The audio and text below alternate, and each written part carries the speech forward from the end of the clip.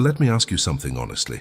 Have you ever felt like you're doing everything right, working hard, trying to improve, learning, adjusting, pushing forward, and yet, when it comes to money, something just doesn't move? It's not that you're lazy. It's not that you're not trying. But there's this invisible resistance, like no matter what you do, you hit a ceiling. And after a while, it stops feeling like coincidence. It starts feeling like something deeper is going on. Most people, when they feel blocked financially, assume the problem is external. They think, I need a better strategy. I need more discipline. I need to work harder. And yes, those things matter. But here's what often gets ignored. Two people can follow the exact same strategy, put in similar effort, have access to the same information, and still get completely different results. So what explains that difference?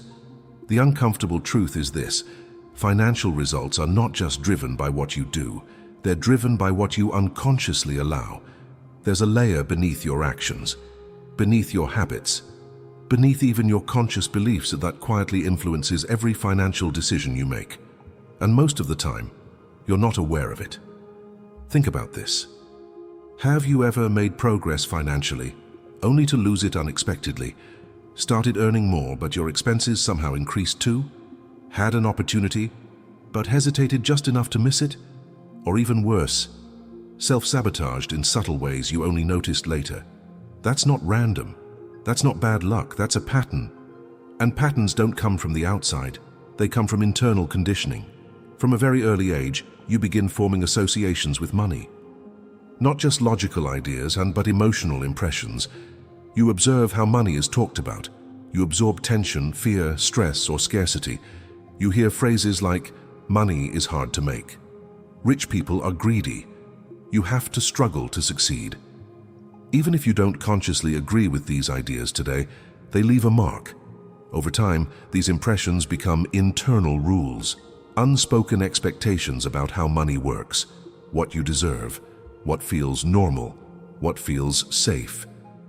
And here's where it gets interesting. Your mind is not designed to make you rich. It's designed to keep you consistent with what you already believe is true, consistent with what feels familiar, even if that familiarity includes financial struggle. So when you start moving beyond that, earning more, taking bigger risks, thinking differently, a part of you begins to resist, not loudly, not obviously, but subtly. It shows up as hesitation, overthinking, procrastination, second-guessing decisions, choosing short-term comfort over long-term gain. And because these behaviors seem small, they're easy to justify, easy to ignore. But over time, they compound. And that's how the feeling of being blocked is created. Not by one big mistake, but by dozens of small unconscious ones. Here's another angle most people don't consider. Your nervous system plays a role in your financial life. If your body associates money with stress, pressure, or instability, then increasing your income doesn't feel like opportunity. It feels like risk. More money can mean more responsibility, more visibility, more expectations. And if your system isn't used to that, it will try to pull you back, not because you don't want success, but because success feels unfamiliar, and unfamiliar feels unsafe. This is why some people stay stuck in the same financial range for years. Even when they have the ability to grow, even when they have the knowledge, even when opportunities are available. Because growth isn't just about learning new strategies, it's about becoming someone who can hold new results. And that requires internal alignment. Without that alignment, every step forward creates tension.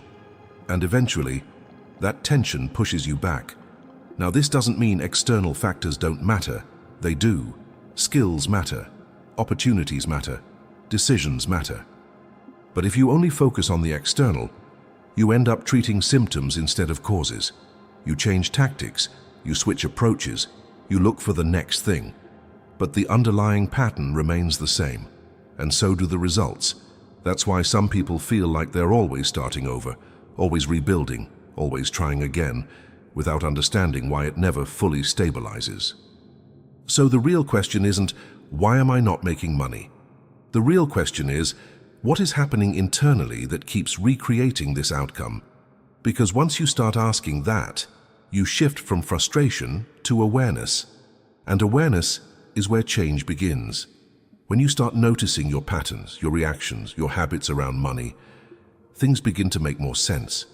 You see that it's not just about effort, it's about alignment. Alignment between what you want and what you subconsciously believe is possible. Alignment between your goals and your internal comfort zone. And most importantly, alignment between your actions and your deeper conditioning. Without that alignment, progress will always feel inconsistent. But when it starts to come together, something changes. Decisions become clearer. Opportunities become easier to act on. You stop fighting yourself. And instead of feeling blocked, you start feeling in motion, not because the outside world suddenly changed, but because your internal resistance decreased. This is the part most people never explore, because it's not as obvious as working harder. It's not as measurable as a strategy, but it's often the missing piece. So if you've been feeling stuck, if money feels like something that comes and goes or never quite stays, it might not be a lack of effort. It might be something deeper, quietly influencing everything you do. And once you start looking in the right place, you begin to see what was invisible before.